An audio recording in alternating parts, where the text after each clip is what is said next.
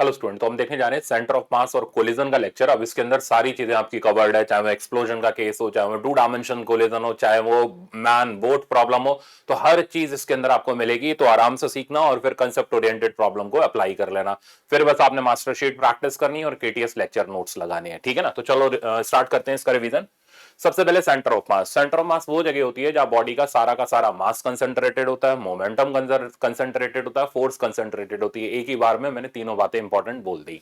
अब जैसे position of centre of mass निकालना है, तो अगर वेक्टर फॉर्म में निकालना है तो sigma m r by sigma m करके निकाल सकते हो, और अगर individually x y z coordinate निकालने हैं तो अपना वही sigma m x by sigma m. और इसी तरीके से अगर हमें वेलोसिटी निकालनी है और एक्सेलरेशन निकालनी है तो बेहद आसान फॉर्मूले सेंटर ऑफ मास के होते हैं। अब ये आप देख रहे हो कुछ रेगुलर बॉडीज जिनका सेंटर ऑफ मास हम आज के लेक्चर में यूज करेंगे। जैसे आप ये देख रहे हो कोन, कोन का सेंटर ऑफ मास, ये अगर कुछ नहीं लिखा तो सॉलिड कोन है, ये हम लेते हुए चलेंगे, ठीक है ना। हॉलो कोन होता तो वो मैं देता सीधे सीधे। तो सॉलिड कोन का सेंटर ऑफ मास बेस से h/4 हाइट पर होता है। ये हमारे पास रिंग है, रिंग का 2r/पाई पर होता है। डिस्क का 4r/3 पाई पर होता है। ये हमारे पास हेमीस्फेरिकल शेल यानी अंदर से खाली शेल है, इसका सेंटर ऑफ मास देखोगे r/2 पर। ये सॉलिड हेमीस्फेरिकल शेल है, इसका सेंटर ऑफ मास 3r/8 पर। हॉलो कोन का h/3 की हाइट पर होता है। ये यहां पर मैंने लिखा नहीं है, बट आप लिख सकते हो। तो ये कुछ सेंटर ऑफ मास होते हैं जिन पे बेस्ड हमारे अरेंजमेंट के कुछ प्रॉब्लम्स होते हैं, जो मैं आगे आपको दिखाऊंगा, आगे आपको मिल जाएगा। अब जैसे सबसे पहली चीज हमारे पास आती है, ये पहला प्रॉब्लम, ये सेंटर ऑफ मास का बहुत कॉमन प्रॉब्लम है, नीट लेवल के लिए फेवरेट प्रॉब्लम है। मैंने आपको पहले भी कराया हुआ था, फिर से रिवीजन का टाइम पे इसको करा रहा हूं। तो देखो इसमें क्या दे रखा होता है, इस टाइप के प्रॉब्लम में कई सारे मासेस होते हैं, अलग अलग जगह रखे हुए होते हैं। अब पूछता है कि इसको हमने इस जगह रख दिया, इसको हमने इस जगह रख दिया, तो बताओ ये पर्टिकुलर मास कहां रखेंगे, सेंटर ऑफ मास इस जगह पर है। तो इस टाइप के प्रॉब्लम का सोल्यूशन निकालने के लिए आप क्या करो, पहले देखो क्वेश्चन पढ़ते हैं। 1 kg and 2 kg are kept at origin. तो जिसको जहां जहां रख रहा है इकट्ठा करके उसको वहां पर रख दो। तो 1 और 2 इकट्ठा करें तो हमारे पास हो जाएगा टोटल मास ये 3 kg, और इसको ओरिजिन पर रखा है तो 0 0 0 इसके कोऑर्डिनेट हो गए। तो ऐसे करके अरेंज कर लो, ठीक है ना। कोई परफेक्ट अरेंजमेंट की जरूरत नहीं है, रफ अरेंजमेंट भी चल जाएगा। आगे बोल रहे हैं 3 and 4 kg particle are kept at this coordinate. तो अब हम 3 और 4 मिला करके 7 कर देते हैं। तो 7 kg का पार्टिकल 1, -1, 1 पर रखा हुआ है, ठीक है ना। अब ये कह रहा है 5 kg पार्टिकल की लोकेशन बता दो। तो हमें नहीं पता यार 5 kg पार्टिकल की लोकेशन क्या होगी, तो 5 kg पार्टिकल की लोकेशन XYZ ले लेते हैं, ठीक है ना। Such that centre of mass यानी इन सबका कलेक्टिव मास। तो आप देख रहे हो मैंने बिल्कुल रैंडम ओरिएंटेशन कर रखा, कहीं भी रख दो कोई फर्क नहीं पड़ रहा।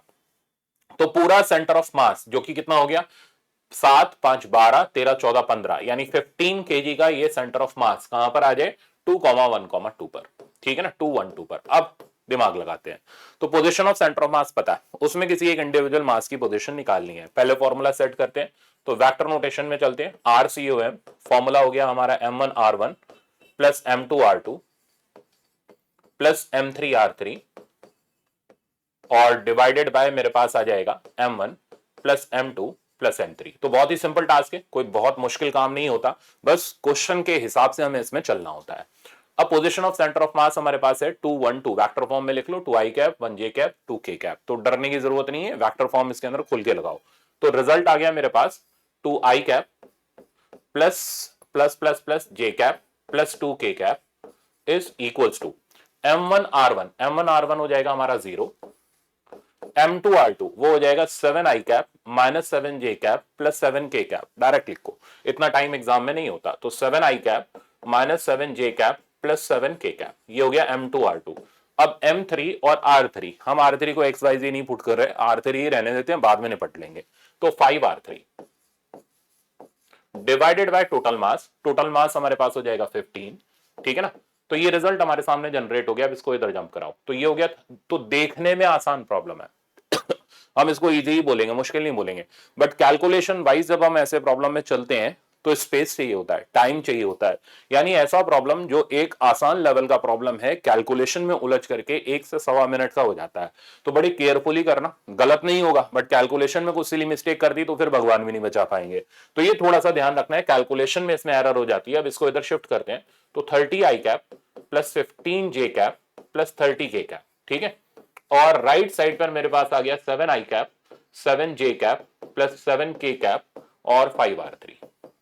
अब इसको कर लेते हैं सिंप्लीफाई, ये इधर चला गया, इधर आ गया 23 आई कैप, ठीक है ना, और ये इसमें जाकर के ऐड हो गया 22 जे कैप, और इधर आ गया 23 के कैप, डिवाइडेड बाय में आ गया सबके नीचे 5, ठीक है ना।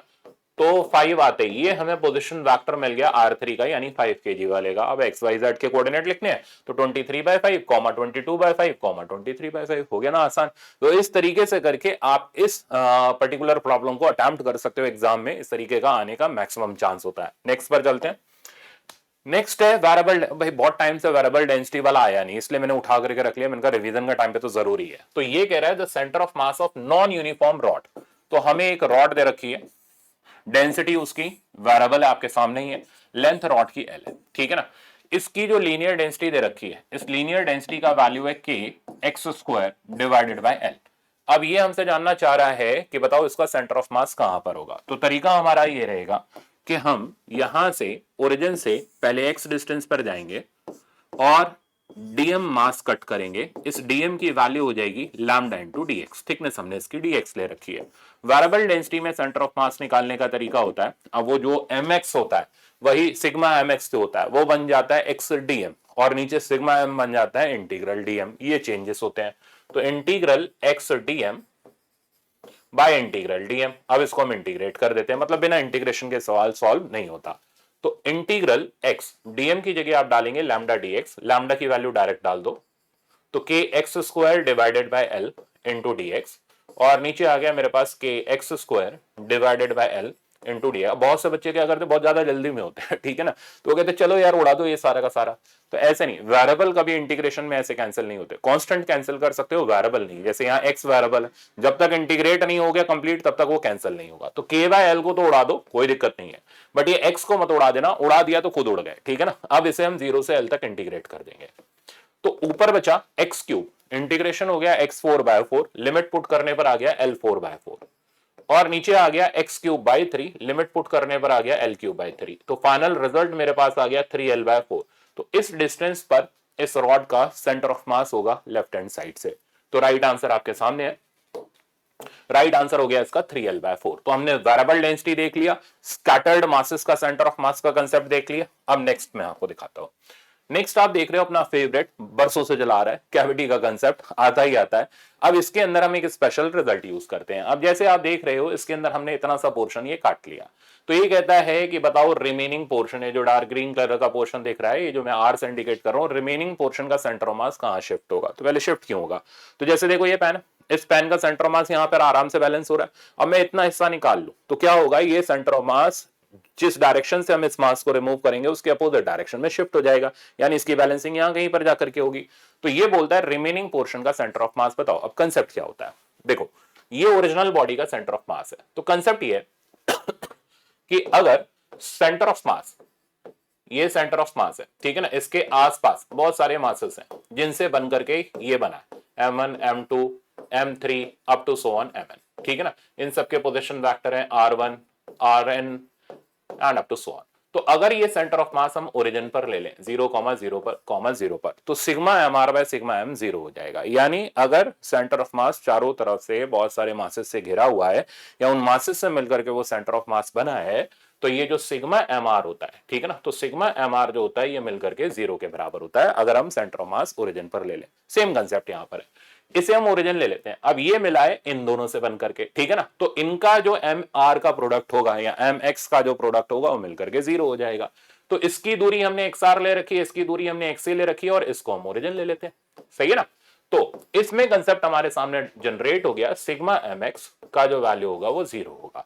विद प्रॉपर साइन डालेंगे तो ये ओरिजिन के राइट हैंड साइड पर है, तो मास ऑफ कटेड ये रिप्रेजेंट कर रहा है कटेड का centre of mass into distance of कटेड minus mass of remaining, minus क्यों आया क्योंकि ओरिजिन के लेफ्ट हैंड साइड पर है, इनटू डिस्टेंस ऑफ रिमेनिंग, ये मिलकर के 0 हो गया। तो एक्स आर की वैल्यू आप इधर से लिख सकते हो, ये इधर ट्रांसफर होगा तो M कटेड x कटेड bye M R. तो ध्यान रखना है जिस डायरेक्शन से बॉडी निकालोगे लाइन ज्वाइनिंग पर पीछे शिफ्ट हो जाएगा सेंटर ऑफ मास। अब जनरली हमने तो यहां माइनस यूज कर लिया, एग्जामिनर कहता है नहीं हम माइनस भी नहीं यूज करेंगे, हमें तो बताओ विद साइन कन्वेंशन वो क्या होगा, तो हम इसका साइन अभी प्लस ही ले लेते हैं और यहां से ऑटोमेटिकली आप देखोगे इसको इधर लाएंगे तो ये माइनस साइन आ जाएगा, जो कि इंडिकेट करेगा कि इस लाइन ज्वाइनिंग पर ओरिजिनल बॉडी से पीछे की तरफ ये सेंटर ऑफ मास शिफ्ट हो गया। तो अगर हम ये डायरेक्ट रिजल्ट यूज कर लें तो एग्जाम में हमारा काम फटाफट से हो जाता है। तो हमें क्या क्या चीजें चाहिए होती है, तीन चीज चाहिए होती है, कटेड का मास, ओरिजिन से कटेड का डिस्टेंस और रिमेनिंग का मास। मासेस कभी डायरेक्ट नहीं गिवन होते, वो डेंसिटी कंसेप्ट से लिखने पड़ते हैं। अब जैसे ये टू डायमेंशनल बॉडी है, ठीक है ना, प्लेन सरफेस है, तो हम इसमें सरफेस मास डेंसिटी यूज करते हैं, यानी सिग्मा यूज करते हैं और मास लिखते हैं सिग्मा इनटू उतने पोर्शन का एरिया। जैसे इतने पोर्शन का आपको मास लिखना है तो डेंसिटी इनटू इतने पोर्शन का एरिया, रिमेनिंग का आपको मास लिखना है तो टोटल एरिया गिवन होगा, ये एरिया आपको पता है तो टोटल में से इतना एरिया माइनस करो, डेंसिटी से मल्टीप्लाई करो, रिमेनिंग का आपके पास मास आ जाएगा। ठीक है ना। अब ये जो डिस्टेंस है ये ज्योमेट्रिकली आपको देखना होता है, ढूंढना होता है, जैसे ही मैं न्यूमेरिकल दिखाऊंगा आपको मिल जाएगा। तो चलते हैं हम लोग प्रॉब्लम पर। तो वही एक एक प्रॉब्लम और उस पे बेस्ड हमारा कंसेप्ट। अब डायग्राम बहुत छोटा सा था, मैंने अलग से ले लिया। ये कह रहे हैं in the figure shown find out the distance of centre of mass of system of uniform circular plate of radius 3r from O in which a hole of radius r is cut whose center is 2r distance from the center of large circular plate। तो हमें क्या करना है, इस बचे खुचे का centre of mass ढूंढना है। ठीक है ना। तो हमने किया ये कि हमने इसमें से ये r रेडियस की एक सर्कुलर प्लेट रिमूव कर ली। बड़ी प्लेट का रेडियस जो था वो 3r था, ये कटेड हो गया, ये ओरिजिनल हो गया। लाइन ज्वाइनिंग पर पीछे की तरफ रिमेनिंग का सेंटर ऑफ मास होगा जो कि यहां से XR दूरी पर होगा और इसका मास हम MR ले लेते हैं। तो इन दोनों को कंबाइन करें तो ओरिजिनल तैयार होगा। तो ये हमारे पास X कटेड हो गया, यहां से यहां तक का दूरी, तो M कटेड, ठीक है ना, X कटेड बराबर MR XR, डायरेक्ट करके भी आप XR की वैल्यू निकाल सकते हो। यहां साइन नहीं है, दैट मींस वो अज्यूम करके चल रहा है कि लेफ्ट हैंड साइड की तरफ शिफ्ट हुआ। तो XR का जो वैल्यू हो गया, हम तो पूरा प्रॉपर चलेंगे, तो M कटेड X कटेड divided by M remaining. ठीक है ना। अब इसमें कोई भी मास गिवन नहीं है, तो आप पहले ये देखेंगे कि ये सॉलिड स्फीयर है या प्लेट है। तो उसने मेंशन कर रखा है कि ये प्लेट है, स्फीयर होता तो वॉल्यूम से मल्टीप्लाई करते, वॉल्यूम मास डेंसिटी से। ठीक है ना। तो यहां प्लेट है तो सरफेस मास डेंसिटी से काम चलेगा। तो मास ऑफ कटेड हमारे पास हो जाएगा डेंसिटी इनटू एरिया ऑफ कटेड। अब इसका एरिया हो जाएगा पाई आर स्क्वायर। इसी तरीके से रिमेनिंग का मास हम लिखेंगे तो वो हो जाएगा डेंसिटी इनटू रिमेनिंग का एरिया। रिमेनिंग का एरिया हो गया pi 9r square minus r square, यानी पाई 8r स्क्वायर। तो ये हमारे पास सारे मासेस आ गए। अब इसके अंदर पुट कर दो। एक्स कटेड का वैल्यू वो आप ज्योमेट्रिकली देख सकते हो, 3r minus are which is 2r। तो आई थिंक कहीं पर भी कोई दिक्कत नहीं आती। ऐसा प्रॉब्लम डायग्राम में डराता है, जिसको कंसेप्ट एक लाइन का पता वो उड़ा के चलाएगा। तो यहां से मेरे पास एक्स रिमेनिंग का वैल्यू आ गया और ये वैल्यू आ गया माइनस, इसकी जगह सिग्मा पाई आर स्क्वायर और नीचे आ गया सिग्मा 8 पाई आर स्क्वायर। ठीक है। और साथ में मेरे पास आ गया एक्स कटेड विच इज 2r। अब बस इसको कर लेते हैं सिंप्लीफाई। तो एक्स रिमेनिंग की वैल्यू मेरे पास आ रही है minus r by 4। Minus indicate कर रहा है लाइन ज्वाइनिंग पर पीछे की तरफ शिफ्ट हो गया। अब यहां सिर्फ मैग्नीट्यूड दे रखा है तो हम उसको टिक करेंगे, यानी आंसर हो जाएगा इसमें हमारा r बाय 4। तो आई थिंक अच्छे से आ गया होगा। चलते हैं हम लोग नेक्स्ट पर। नेक्स्ट आप देख रहे हो ये कंबाइंड बॉडी का सेंटर ऑफ मास। ये भी बहुत अच्छा सवाल माना जाता है। तो प्रॉब्लम जो है कंसेप्ट ओरिएंटेड प्रॉब्लम जो है, जैसे कोचिंग में हम लोग कराते हैं वैसे यहां पर आप कर रहे हो। तो ये सीख गए तो कंसेप्ट पर आपका हाथ सेट हो जाएगा, फिर एग्जाम में दिक्कत नहीं आएगी। कोई भी टेस्ट हो आराम से नंबर आ जाएंगे। तो यहां क्या कह रहा है, a carpenter has constructed a toy as shown the density of material of sphere. तो स्फीयर की density 12 times that of cone. तो इसकी डेंसिटी की 12 टाइम्स है। तो डेंसिटी ऑफ स्फीयर हम 12 रो ले लेते हैं और डेंसिटी ऑफ कोन हम रो ले लेते हैं। तो देखो वॉल्यूम मास डेंसिटी का भी सवाल आ गया, सरफेस का भी मिल गया, वॉल्यूम का भी मिल गया, हर चीज में परफेक्ट हो जाओगे। अब सबसे पहला हमारा काम होगा इनके मासेस को लिखना। तो मास ऑफ स्फीयर लिखेंगे तो वो हो जाएगा density of sphere into volume of sphere. इसके लिए अब ये वॉल्यूम का फॉर्मूला पता होना चाहिए, इसके लिए पड़ोसी पे डिपेंडेंट होने की जरूरत नहीं है। स्फीयर का वॉल्यूम 4/3 पाई आर क्यूब होता है। तो पुट करा 12 रो इंटू 4/3 पाई। अब रेडियस चेक कर लो, तो पूरा डायमीटर 2r है तो रेडियस r हो गया। इसमें भी कई बारी गड़बड़ हो जाती है। अब मास ऑफ कोन अगर हम लिखें तो वो हो जाएगा density of cone into volume of cone. Density of cone rho हो गई, वॉल्यूम होता है 1/3 पाई। अब यहां केयरफुल रहने की जरूरत है, पाई आर स्क्वायर एच। जल्दबाजी में हम नहीं देखते आर कितना है, उसको सीधे धड़ाम से आर डाल देते हैं। तो यहां चेक करो कोन का रेडियस 2r है, r नहीं है 2r है, ये गड़बड़ हो जाती। तो ये आ जाएगा 4r², और कोन की जो हाइट आएगी वो हाइट हो गई हमारी 4r। अब क्या करेंगे, ये तो भयानक सी कैलकुलेशन होगी, कुछ ना करो बस डिवाइड करो, रेशियो ले लो, फिर आगे बताता हूं। तो mass of sphere by mass of cone, तो ये पहले मासेस का लफड़ा बड़ा इंपॉर्टेंट है, इसको सिंप्लीफाई करना आपको आना चाहिए। तो जैसे ही हम लोग इसको डिवाइड करेंगे तो आप चेक करो 4/3 πr³ ये कट जाएगा, ये रेशियो मेरे पास आ जाएगा 3:1। इससे हमें पता चला कि अगर मास ऑफ स्फीयर को हम लिख रहे हैं 3m, तो हम मास ऑफ कोन को लिख सकते हैं m, यानी कोन का मास अगर हम m ले लें तो स्फीयर का मास 3m हो जाएगा। अब प्रॉब्लम सॉल्व, ठीक है ना। अब क्या करेंगे, तो क्योंकि ये पॉइंट ऑब्जेक्ट्स नहीं है, ठीक है ना, तो हम पहले इन्हें पॉइंट ऑब्जेक्ट बनाएंगे, और पॉइंट ऑब्जेक्ट बनाने का तरीका हम सारा मास इनके सेंटर ऑफ मास पे रख देंगे। तो जैसे आपको दिख रहा है ये कोन, सॉलिड कोन, तो इसका सेंटर ऑफ मास यहां पर होगा, m कोन यहां पर होगा, और कितनी हाइट पर होगा आप जानते हो, अभी बताया था मैंने, h/4। तो हाइट टोटल है 4r, h/4 आप करोगे तो ये बचेगा r, यानी यहां से r डिस्टेंस पर कोन का मास होगा, और कोन का मास हमने ले रखा है m, तो इतनी दूरी पर m मास कंसंट्रेटेड होगा। स्फीयर का सेंटर ऑफ मास देखोगे तो वो यहां सेंटर पर आएगा, ये स्फीयर का मास हो गया जो कि हो गया 3m के बराबर। ये डिस्टेंस ऑब्वियसली आपका r हो गया, तो टोटल डिस्टेंस इस ओरिजिन से अगर हम ले तो ये हो गया 4r + r यानी 5r। तो अब हमने बेसिकली किया क्या, इन दोनों को पॉइंट मास बना दिया। मैं इसको थोड़ा और अच्छे से दिखाता हूं, आपको क्लियर हो जाएगा। तो ये रहा ओरिजिन, यहां से कुछ हाइट पर कोन का मास है, और इसके कोऑर्डिनेट हो गए 0, r, ठीक है ना। और इससे कुछ हाइट पर स्फीयर का मास है, और इस मास को अभी चलो बाद में लिख दूंगा, और इसके कोऑर्डिनेट हो गए 0, 5r। आई थिंक अब आपको पिक्चराइजेशन पूरी तरीके से क्लियर होगा। अब हमें इस ओरिजिन से चेक कर लो, ओ से यानी इस जगह से इसका सेंटर ऑफ मास निकालना। कई बार यहां से निकालना हो, जहां से निकालना हो वहां ओरिजिन ले लो, वहां से कोऑर्डिनेट लिख लो, सिंपल टास्क है, ठीक है ना। अब हमें यहां से इसका सेंटर ऑफ मास निकालना है, तो हम लगाएंगे YCM, क्योंकि सारा मास y एक्सिस पर कंसंट्रेटेड है। तो वो हो जाएगा mass of cone, distance of cone, mass of sphere, distance of sphere, divided by दोनों के मासेस का सम। देखते हैं क्या आता है। तो YCOM की वैल्यू मेरे पास आ गई, mass of cone, mass of cone हमने m ले रखा है, हमने नहीं m ले रखा, वो हमारे पास आया है, और डिस्टेंस ऑफ कोन यहां से हो गया r के बराबर, मास ऑफ स्फीयर हमारे पास हो गया 3m के बराबर, और डिस्टेंस ऑफ स्फीयर हमारे पास हो गया 5r के बराबर, डिवाइडेड बाय दोनों मासेस का सम, वो हो गया 4m। तो 15 और 1 16, तो 16m r divided by 4m। अब आप इसको इजिली सॉल्व कर लो, आंसर आ जाएगा 4r, यानी इस पूरे सिस्टम का सेंटर ऑफ मास यहां से 4r, यानी इनके बिल्कुल बीच वाले हिस्से, कनेक्टिंग हिस्से पर लाई कर रहा है। मजेदार सवाल था। तो राइट आंसर इसका हमारे पास आ गया 4r के हिसाब से डी वाला।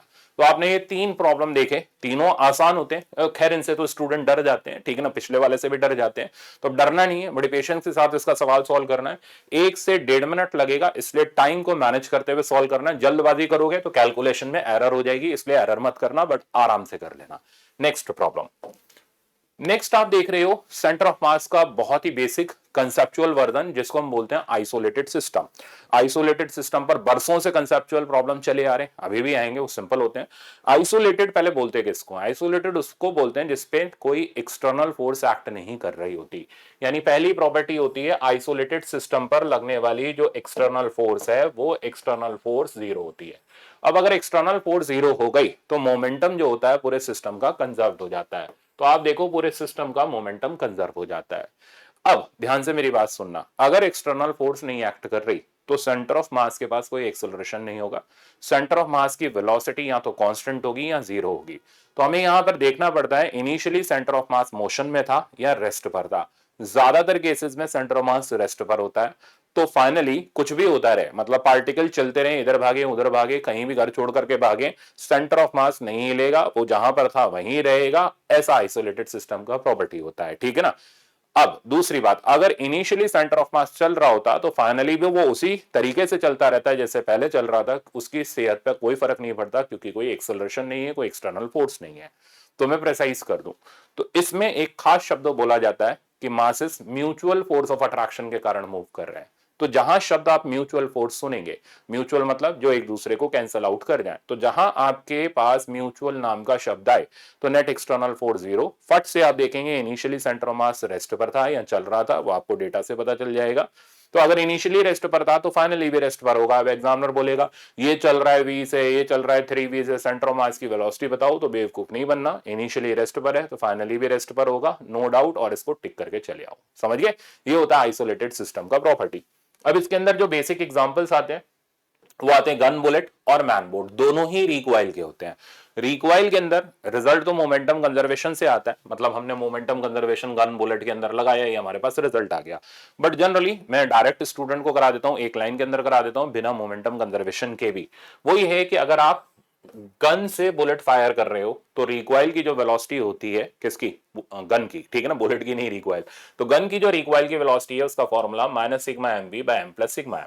सिग्मा एम में हम उस चीज का मास लेते हैं जिसका रिलेटिव मोशन दे रखा हो। अब जैसे बुलेट का अगर हमें मजल वेलोसिटी दे रखा है, मजल वेलोसिटी को रिलेटिव वेलोसिटी बोलते हैं, तो यहाँ एम आएगा, मतलब बुलेट का मास आएगा। और अगर विद रिस्पेक्ट टू ग्राउंड दे रखा है तो यहाँ पर एम नहीं आएगा। ये सिंपल छोटा सा कॉन्सिक्वेंस होता है। सिमिलरली मैन बोट में अब वहां डिस्टेंस पूछता है तो एक्स रिक्वाइल, वेलोसिटी पूछे तो सेम आप यही लगा सकते हो। एक्स रिक्वाइल का formula minus sigma m x by m plus sigma m. तो यहां पर एक्स क्या चीज है? उस पर्सन का रिलेटिव डिस्प्लेसमेंट, या ऐसे बोला जाए एक्स है उस पर्सन का डिस्प्लेसमेंट। अब अगर ये displacement with respect to boat देखा गया तो नीचे पर्सन का मास आएगा, और अगर ये displacement with respect to ground देखा गया है तो ये मास नहीं आएगा। यानी ये नीचे वाला सिग्मा एम बड़े केयरफुली लगाना होता है। अगर रिलेटिव मोशन ऑब्जर्व किया जा रहा है तो उसका मास आएगा, नहीं किया जा रहा, विद रिस्पेक्ट टू ग्राउंड किया जा रहा है तो इस एम की जरूरत नहीं है। ये डायरेक्ट रिजल्ट का इफेक्ट है, ठीक है ना। डायरेक्ट क्यों बनाना पड़ा? क्योंकि स्टूडेंट इसके अंदर ये लंबी लंबी किलोमीटर के हिसाब से इक्वेशन बनाता है और फिर भी गलत करके चला आता है। तो बेटर है कि डायरेक्ट को प्रैक्टिस कर लो, कम से कम ये लंबी लंबी इक्वेशन तो नहीं बनानी पड़ेंगी आपको। तो ये हो गए हमारे दो आइसोलेटेड सिस्टम के एग्जांपल, और तीसरा मैंने आपको कंसेप्चुअल बताया जिसमें म्यूचुअल फोर्स के इन्फ्लुएंस में मूव कर रहे होंगे, ठीक है ना। नेक्स्ट, अब आप देखो इन पे बेस्ड प्रॉब्लम कैसे हम स्मार्टली इसको कवर करते हैं। ये कह रहे हैं man of mass m stand at one end of plank. तो वही प्लैंक ले लो या मैन बोट प्रॉब्लम ले लो। तो ये रहा प्लैंक जिसकी लेंथ हमें एल दे रखी है और एक पर्सन किसी एक एंड पर खड़ा हुआ है, ठीक है ना। अब आगे सुनो, which lies at rest on frictionless horizontal surface. तो ये फ्रिक्शनलेस सरफेस पर, ये फ्रिक्शनलेस क्यों बोलना जरूरी था? ये फ्रिक्शनलेस इसलिए बोलना जरूरी था ताकि ये पूरा सिस्टम जो हो जाए वो आइसोलेट हो जाए, ठीक है ना। कोई भी एक्सटर्नल फोर्स, अगर ये रफ होता, ठीक है ना, ग्राउंड रफ होता तो ये सिस्टम आइसोलेटेड नहीं होता। हम रिकॉइल वेलोसिटी, रिकॉइल के कोई फॉर्मूला नहीं लगा पाते क्योंकि मोमेंटम ही कंजर्व नहीं होता। ज्ञान की बात थी। तो आइसोलेटेड सिस्टम है, ठीक है ना। अब आगे सुनो, ये कहता है the man walks to the other end of the plank. Man यहां से यहां जाता है, ठीक है ना। अब इसने कुछ नहीं बोला कितना चल के गया। अब हम कैसे डिसाइड करेंगे कि रिलेटिव डिस्प्लेसमेंट है या विद रिस्पेक्ट टू ग्राउंड हमने लिया है? बताता हूं। Mass of the plank is m/3। तो मैन का मास हमें m दे रखा है, इस प्लैंक का मास हमें m/3 दे रखा है। तो अब सुनो, अगर आप विद रिस्पेक्ट टू प्लैंक देखो, यानी प्लैंक को रोक करके देखो या प्लैंक के ऊपर बैठ करके देखो, तो आपको पर्सन यहां जाता हुआ दिखाई देगा। ग्राउंड से देखोगे तो प्लैंक भी पीछे आएगा, यानी ये पर्सन एक्चुअली में एल नहीं चला होगा, एल से कुछ कम चला होगा। तो जब आप प्लैंक रोक करके डिस्प्लेसमेंट देखते हो तो वो डिस्प्लेसमेंट कहलाते हैं रिलेटिव डिस्प्लेसमेंट। शब्द समझ आ गया? तो अगर बोले एक आदमी इधर से इधर गया, इधर से इधर गया, और आपने डिस्प्लेसमेंट एल या माइनस एल लिए, तो वो विद रिस्पेक्ट टू प्लैंक है और उनको हम रिलेटिव डिस्प्लेसमेंट बोलेंगे। समझ गए मेरी बात? तो इस पर्सन का रिलेटिव डिस्प्लेसमेंट, तो रिलेटिव डिस्प्लेसमेंट राइट साइड पर है तो प्लस एल, लेफ्ट साइड पर है तो माइनस एल। क्योंकि रिलेटिव लिया है तो नीचे पर्सन का मास आएगा। तो अब हम प्लैंक का रिकॉइल निकालेंगे। इसने हमसे पूछा है प्लैंक कितना जाएगा, और साथ साथ में मैन एक्चुअली में यानी विद रिस्पेक्ट टू ग्राउंड कितना चला वो भी बताऊंगा। तो एक्स रिकॉइल हो गया sigma m x by m plus sigma m, ठीक है ना। ये माइनस साइन मैंने इसलिए लगाया ताकि इसमें हमें डायरेक्शन भी पता चले कि कौन कहां की तरफ जा रहा है। हो सकता है कि ये प्लैंक राइट साइड जाए, हो सकता है लेफ्ट साइड जाए। लेफ्ट साइड जाएगा तो माइनस आएगा, राइट साइड जाएगा तो प्लस आएगा। अब इसको अगर मैं सिंप्लीफाई करूं तो माइनस एम, एम हो गया मैन का मास, और एक्स मैन का रिलेटिव डिस्प्लेसमेंट है जो कि प्लस एल है। क्योंकि हमने रिलेटिव लिया इसलिए नीचे प्लैंक के मास के साथ मैन का भी मास आएगा। प्लैंक का मास हो गया m/3, मैन का मास हमारे पास हो गया m, तो रिजल्ट नीचे बना 4/3 और सिंप्लीफाई करके -3/4l। तो हमें यहां से पता चला कि ये जो प्लैंक है ये पीछे की तरफ लेफ्ट हैंड साइड पर 3l/4 रिकॉइल होगा। तो अब हमें पता करना है कि displacement of man with respect to ground कितना होगा। इसके लिए हम रिलेटिव मोशन का फॉर्मूला यूज कर लेंगे। तो वो होगा डिस्प्लेसमेंट ऑफ मैन, ठीक है ना, displacement of man relative to plank plus displacement of plank. अब इसको हम थोड़ी सिंपल भाषा में ऐसे बोलेंगे, this is relative displacement and this is recoil. समझ गया आप मेरी बात? तो इस तरीके से हमने लैंग्वेज को अपने हिसाब से मोल्ड कर लिया। तो एक्चुअल डिस्प्लेसमेंट ऑफ मैन, तो विद रिस्पेक्ट टू ग्राउंड को हम बोलेंगे एक्चुअल डिस्प्लेसमेंट ऑफ मैन। इनमें ये चीजें विद प्रॉपर साइन पुट कर दो। ये एल था, ये -3l/4 आया था, फाइनल आंसर आ गया l/4, यानी एक्चुअली में मैन l/4 ही चला। तो अब सोचो क्यों चला? एल तो इसने जाना था, ये खुद सरक गया पीछे 3l/4, तो बचा कितना? l/4 ही तो चला। तो ऐसे आप प्रैक्टिकली भी ऑब्जर्व कर सकते हो, 100% सिचुएशन करेक्ट है। तो मेरे ख्याल से अब इसमें पूछा गया था distance that man move relative to ground, यानी एक्चुअल डिस्प्लेसमेंट ऑफ मैन पूछा था। राइट आंसर इसका हो गया l/4। तो मजेदार सवाल था, कंसेप्ट क्लियर करने वाला सवाल था। नेक्स्ट पर चलते हैं। तो नेक्स्ट हम लोग ये वाला प्रॉब्लम देखते हैं, ये भी इसी तरीके के मोशन पर है। देखें इसमें क्या कह रहा है। तो इस प्रॉब्लम में ये बोल रहा है कि दो मासेस दे रखे हैं हमें, m और m डैश, ठीक है ना। The centre of two masses m and m dash moved by distance x/5 when mass m is moved by distance x and m dash. देखो इस तरीके का प्रॉब्लम स्टूडेंट छोड़ता है, ठीक है ना, कहता ना हमसे ना हो पाएगा। तो मैं आपको बताता हूं कैसे करते हैं। फिक्स कौन है? m डैश फिक्स्ड है, पहले फिक्स वाले को पकड़ो। तो ये हो गया m डैश और इससे कुछ दूरी पर m, ठीक है ना। अब ये डिस्टेंस हम अपनी तरफ से d ले लेते हैं, ये कहीं इनका सेंटर ऑफ मास है। अब ये कहता है जब हम m को x डिस्टेंस से मूव कराते हैं तो सेंटर ऑफ मास x/5 से जाता है। तो m डैश तो एज इट इज रखा, इसको हमने x डिस्टेंस से मूव करा दिया, ठीक है ना। तो ये डिस्टेंस हमारे पास बेसिकली बचा d-x, और जो इसका सेंटर ऑफ मास है वो समथिंग यहां कहीं पर आ गया, पुराने सेंटर ऑफ मास से x/5 शिफ्ट होकर के। अब करेंगे क्या? बोल जाओ इस x/5 को, ये जो नया COM है इसका डिस्टेंस यहां से ले लो r1 डैश और पुराना डिस्टेंस ले लो r1। अब देखो ये जो डिस्प्लेसमेंट होगा ये होगा तो x/5 के ही बराबर। तो हम क्या करेंगे? पुराना COM नया COM निकाल के माइनस मार देंगे। तो पहले पुराना COM निकालूं, तो r1 की वैल्यू निकालोगे तो इससे COM का डिस्टेंस निकालते वक्त ये मास ऊपर आता है, और इससे निकालेंगे तो ये वाला मास। तो इनवर्स रेशियो में अपना ये चलता है। तो अगर मैं r1 की वैल्यू लिखूं तो वो आ जाएगा md/m+m, m dash plus m। और अगर मैं r1 डैश की वैल्यू निकालूं तो वो आ जाएगा m times d-x/m dash plus m। तो मेरे ख्याल से अब आप समझ गए होंगे। और इन दोनों का जो डिफरेंस होगा वो और कुछ नहीं, COM की शिफ्टिंग हो जाएगी। तो ये माइनस ये करने पर r1 माइनस r1 डैश करने पर, ठीक है ना, ये माइनस ये जैसे ही हम करेंगे तो m/m dash plus m common आ गया, और अंदर मेरे पास बचा d-x यानी x। अब ये जो डिस्प्लेसमेंट हमें दे रखा है, ये दे रखा है x/5 equals to m/m dash plus m into x से x ये कैंसिल आउट हो गया। अब रिजल्ट बड़े इजीली हमारे पास आ जाएगा। तो m dash plus m equals to 5m, m dash की वैल्यू हो गई मेरे पास 4m, और यहां से m डैश बाय m का जो रेशियो में निकालने को बोला गया था दैट इज 4:1। कितना मजेदार था। तो मेरे ख्याल से अब आपको समझ आ गया होगा कि कैसे हम फिक्स मास में भी इस तरीके का प्रॉब्लम को अटेम्प्ट कर सकते हैं। तो ये नई चीज है। तो चलते हैं आगे। तो नेक्स्ट क्वेश्चन आता हमारे पास, ये भी बहुत जोरदार है। इसमें हमें डिसाइड करना है सेंटर ऑफ मास का पाथ कैसा होगा। ये पाथ के लिए पहले मैं आपको नॉलेज दे दूं। देखो कैसे इस टाइप के प्रॉब्लम को अटेम्प्ट किया जाता है, ध्यान से देख लेना, बहुत इंटरेस्टिंग बहुत अच्छा प्रॉब्लम है। आपको पार्टिकल की वेलोसिटी दे रखी है, एक्सेलरेशन दे रखा है, पार्टिकल के मासेस दे रखे हैं। वो कहता है बताओ सेंटर ऑफ मास कौन से पाथ में जाएगा। ये ऐसा प्रॉब्लम है जो 90% जनता छोड़ के आएगी, सिर्फ 10% जिनको नॉलेज है वो कर लेंगे।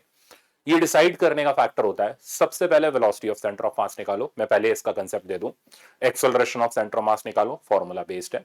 अब बस हमें यहां चेक करना होता है वेलोसिटी और एक्सेलरेशन के बीच का डायरेक्शन क्या है, एंगल क्या है। अब जैसे वेलोसिटी और एक्सेलरेशन सेम डायरेक्शन में, तो जाहिर सी बात है पाथ स्ट्रेट लाइन होगा। वेलोसिटी और एक्सेलरेशन परपेंडिकुलर है, पाथ सर्कुलर होगा।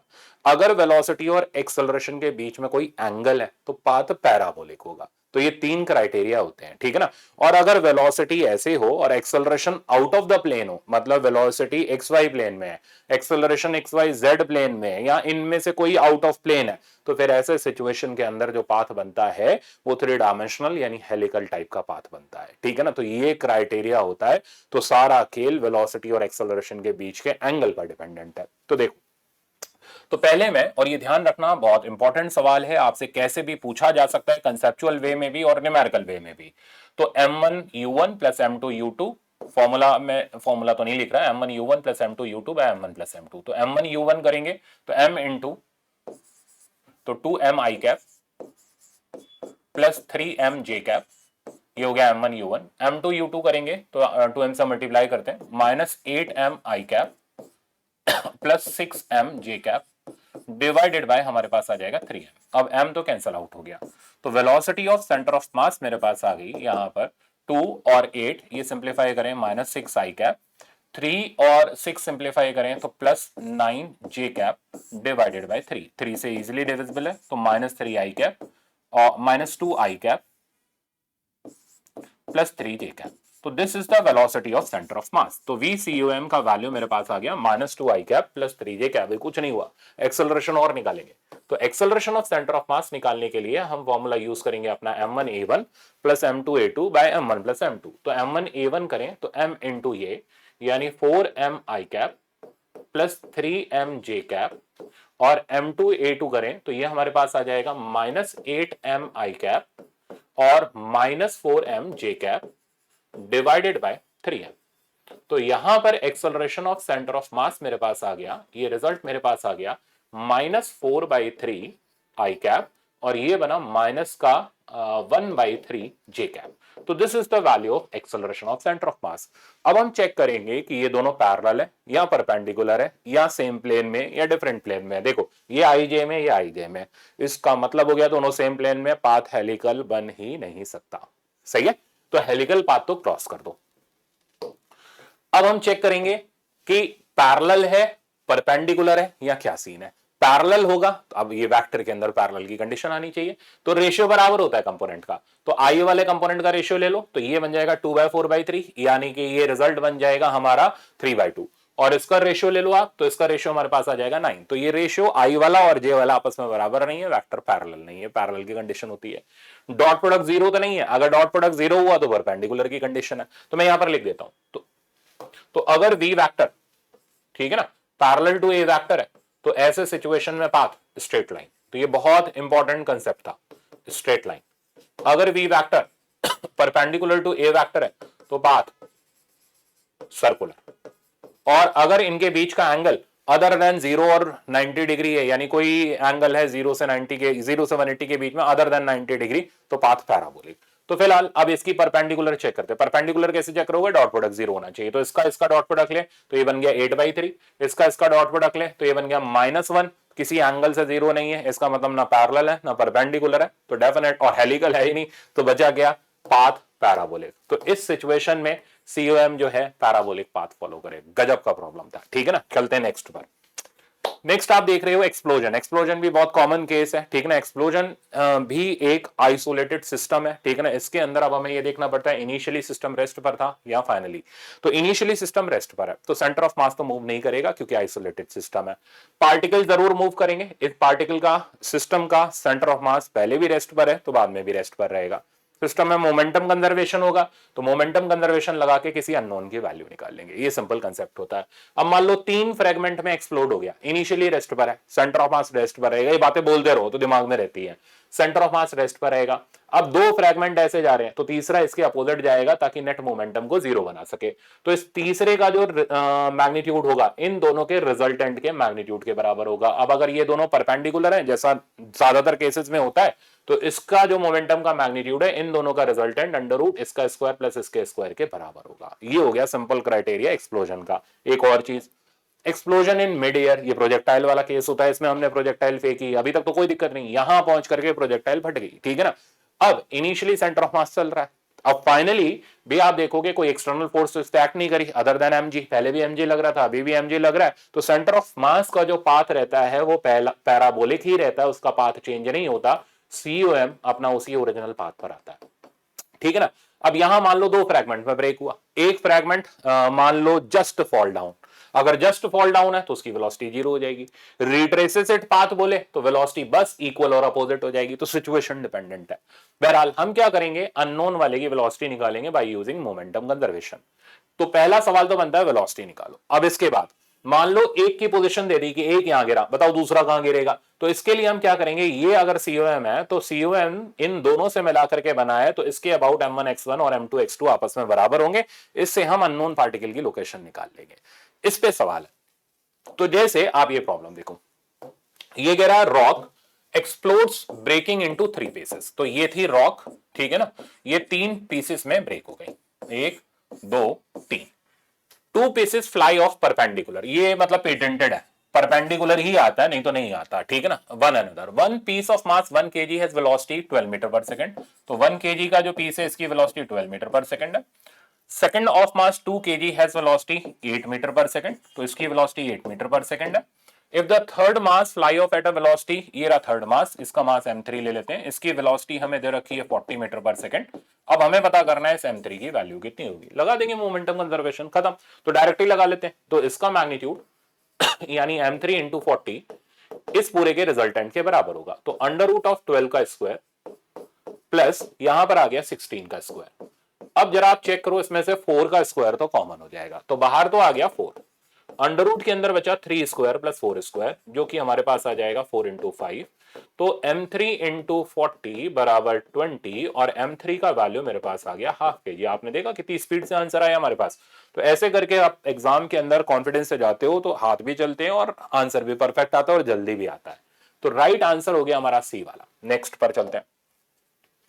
नेक्स्ट प्रॉब्लम देखो, कह रहा है projectile is projected from ground with speed u at an angle 60 degree. तो पहले पूरी रामायण बोल रहा है, हम कहानी बना लेते हैं। तो u की स्पीड से एक प्रोजेक्टाइल को फायर किया गया 60 डिग्री के एंगल पर। लैंग्वेज पढ़नी बहुत जरूरी है। आगे, एक्सप्लोड्स इन मिड एयर। चलो भाई मिड एयर में पहुंचो, तो मैक्सिमम हाइट पर पहुंचे, मैक्सिमम हाइट पर वेलोसिटी हो गई u cos थीटा, यानी u cos 60, ये लिखने जरूरी है, यानी u/2।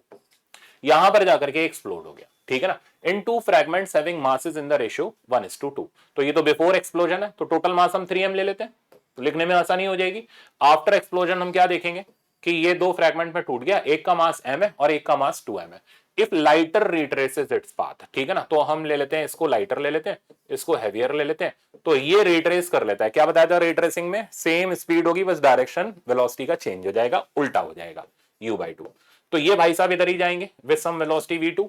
तो पहला काम होगा ये v2 निकालना, पढ़ो, find out velocity of second particle, momentum conservation से निकल जाएगा। आगे, position of second particle from the point of projection when it falls on ground. अब हमें उसकी पोजीशन भी निकालनी, बताता हूं, पहले वेलोसिटी निकालें। तो वेलोसिटी निकालेंगे तो मोमेंटम कंजर्वेशन लगाया, initial momentum equals to final. अब इनिशियल जीरो नहीं है, ठीक है ना, तो फाइनल भी जीरो नहीं होगा, और सेंटर ऑफ मास अपना वही पैराबोलिक पाथ फॉलो करेगा, और जहां गिरना था सेंटर ऑफ मास वहीं गिरेगा, ये कहीं दाएं बाएं नहीं जाएगा, ठीक है ना, क्योंकि इस पे कोई external force other than mg act नहीं कर रही। और mg पहले भी लग रहा था, बाद में भी लग रहा है, तो कुछ नया फोर्स आया नहीं, तो पाथ उसका चेंज होगा नहीं। तो इनिशियल मोमेंटम हो गया 3m u/2, और फाइनल मोमेंटम लिखे हैं तो ये हो गया -m u/2 plus 2m into v2। इसको इधर ले आते हैं तो ये बन गया हमारा 2mu बराबर 2m v2, और 2m कैंसिल हुआ, v2 का वैल्यू हमारा u के बराबर आ गया। तो हमें पता चल गया सेकंड पार्टिकल का speed after collision, just after collision, u के बराबर होगा। Game clear.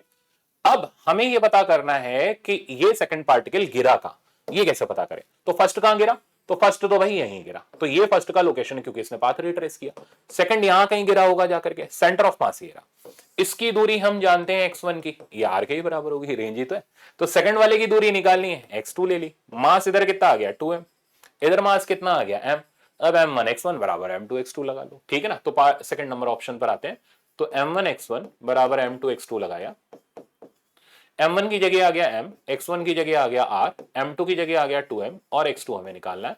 तो x2 की जो वैल्यू मेरे पास आ रही है वो रेंज का आधा। अब आप रेंज का फॉर्मूला जानते हो, u square 2 sin 60 cos 60 divided by g, और साथ में 2 मत भूल जाना, ये यहां से कैंसिल हुआ, तो u स्क्वायर बाय g, अब sin 60 हो गया √3/2, cos 60 1/2, तो √3/4।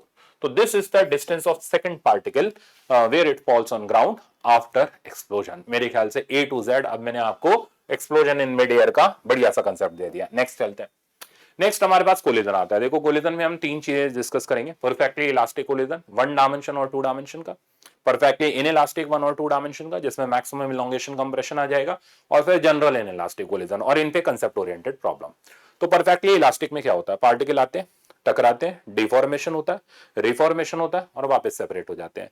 जितनी सिस्टम की इनिशियल काइनेटिक एनर्जी होती है उतनी ही फाइनल रहती है, कोई काइनेटिक एनर्जी का लॉस नहीं होता, और इसमें मोमेंटम कंजर्वेशन होता है, कोफिशिएंट ऑफ रेस्टिट्यूशन 1 होता है। अब बात आती है बेसिक फॉर्मूलों की। तो रेस्टिट्यूशन 1 होता है, relative velocity of separation by approach का रेशियो 1 होता है, initial kinetic energy final kinetic energy के बराबर होती है। सॉल्व करते हैं तो हमारे पास ये स्टैंडर्ड रिजल्ट्स आते हैं। ये स्टैंडर्ड रिजल्ट हो गया फर्स्ट पार्टिकल की वेलोसिटी आफ्टर कोलिजन, ये हो गया सेकंड पार्टिकल की वेलोसिटी आफ्टर कोलिजन। ये आपको याद होने चाहिए, डिराइव नहीं करते हम लोग।